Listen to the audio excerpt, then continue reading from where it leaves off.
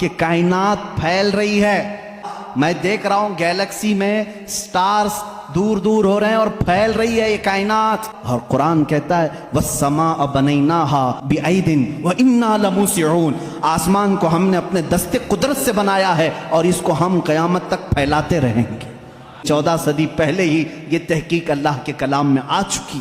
پہلے سائنسدان نے کہا کہ پہلے یہ زمین آسمان سب چیزیں ایک ہی تھیں، ایک بڑا دھماکہ ہوا، اس سے پوری کائنات پھیلی، سورج الگ ہوا، زمین الگ، آسمان الگ. اس تھیوری کو قرآن نے خود بیان کیا ہے. اولم یر الذین کفروا ان السماوات والارض کانتا رتقا ففتقناہما.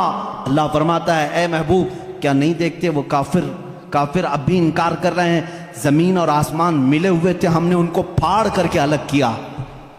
فتقناہما، فتق کہتے ہیں ایسا زور کا دھماکہ ہونا اور جھٹکا دینا جس سے ساری چیزیں بکھر جائیں. اور قرآن نے اس بگ بینگ کا ذکر کیا. بلیک ہول کا تذکرہ سورہ واقعہ میں موجود ہے. اللہ فرماتا ہے لا اقسم بمواقع النجوم، قسم ہے ان جگہوں کی جہاں جا کر کے ستارے فنا ہو جاتے ہیں. اس کو آج سائنسدان بلیک ہول کہتے ہیں. علم نباتات، پودوں کا علم، یہ ایک پورا باضابطہ ایگریکلچر، اس پر تو یونیورسٹیاں قائم ہیں جس میں پودوں کی نشو و نما کے متعلق تحقیقات ہوتی ہیں. اور قرآن اس کی تمام تفصیلات بتا رہا ہے. وَمِن كُلِّ الثَّمَرَاتِ جَعَلَ فِيهَا زَوْجَيْنِ اثْنَيْنِ. اللہ فرماتا ہے ہر پھل میں ہم نے میل اور فیمیل رکھا ہے. آج کے سائنس کہہ رہا ہے ہر درخت میں میل اور فیمیل ہوتے ہیں. زولوجی، جانوروں کا علم. وَمَا مِن دَابَّةٍ فِي الْأَرْضِ وَلَا طَائِرٍ يَطِيرُ بِجَنَاحِهِ إِلَّا أُمَمٌ أَمْثَالُكُمْ. ایک سائنسدان ہے، اس نے سب سے پہلے کہا جانوروں میں بھی انسانوں جیسی کچھ عادتیں ہیں، میں نے ان پر تحقیق کی ہے. اس سائنسدان نے کہا. اور رب تعالیٰ فرماتا ہے زمین میں کوئی جانور ایسا نہیں اور اڑنے والے پرندوں میں کوئی ایسا نہیں. الا امم امثالکم، وہ سب کے سب تمہارے جیسی سوسائٹی رکھتے ہیں. ان کے اپنی برادریاں ہوتی ہیں، ایک ہی خاندان کے ساتھ اڑتے ہیں، آتے ہیں، جاتے ہیں.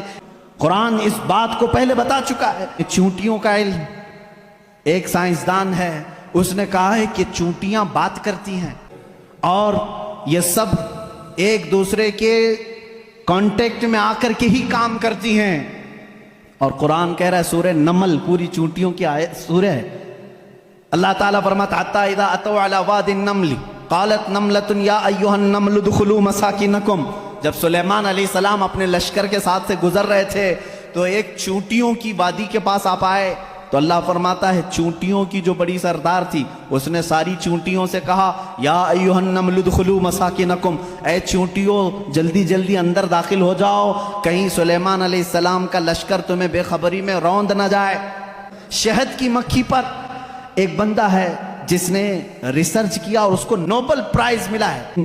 یہ 1975 میں 1975 میں ایک سائنسدان نے تحقیق کر کے بتایا شہد کی مکھیاں کمیونیکیشن کرتی ہیں، ایک دوسرے سے رابطہ کرتی ہیں اور ان کو ایک ملکہ ہوتی ہے اور وہ آرڈر دیتی ہے اور اس کے آرڈر کے اعتبار سے سب جاتی ہیں. اور قرآن میں دیکھو رب تعالیٰ فرماتا ہے وَأَوْحَى رَبُّكَ إِلَى النَّحْلِ أَنِ اتَّخِذِ مِنَ الْجِبَالِ وَمِنَ الشَّجَرِ بُيُوتًا فَاسْلُكِي سُبُلَ رَبِّكِ ذُلُلًا يَخْرُجُ مِن بُطُونِهَا شَرَابٌ مُخْتَلِفٌ أَلْوَانُهُ فِيهِ شِفَاءٌ لِلنَّاسِ. اللہ فرماتا ہے تمہارے رب نے شہد کی مکھی کو یہ علم دیا ہے اور شہد کی مکھی کا جو ورڈ یوز ہوا ہے عربی میں وہ مؤنث یوز ہوا ہے. اللہ قرآن میں فرماتا ہے مکھا نہیں مکھی. 1975 میں یہ بھی ایجاد کیا شہد کہاں سے نکلتا ہے. تو بعض لوگوں نے کہا وہ تھوک دیتی ہے منہ میں سے، اب تک تو یہی معلوم تھا.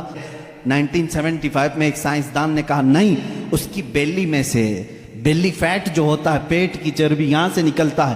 رب تعالیٰ فرما رہا ہے یخرج من بطونها، ہم شہد اس کے پیٹ کی چربی سے نکالتے ہیں.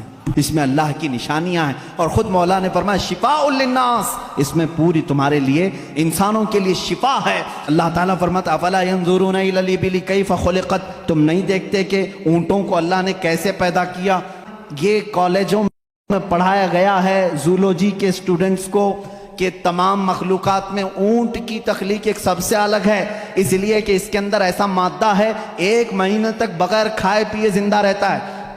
پانی جمع کر لیتا ہے۔ تقریباً 1950 یا 60 کے بیچ میں ایک سائنسدان نے کہا کہ مکڑی جانوروں میں سب سے کمزور دل والی ہوتی ہے، اور قرآن کہہ رہا ہے اتخذ وَإِنَّ أَوْهَنَ الْبُيُوتِ، بلکہ اللہ فرما رہا ہے سب سے کمزور گھر مکڑی کا ہوتا ہے اور سب سے کمزور دل بھی اس کا ہوتا ہے۔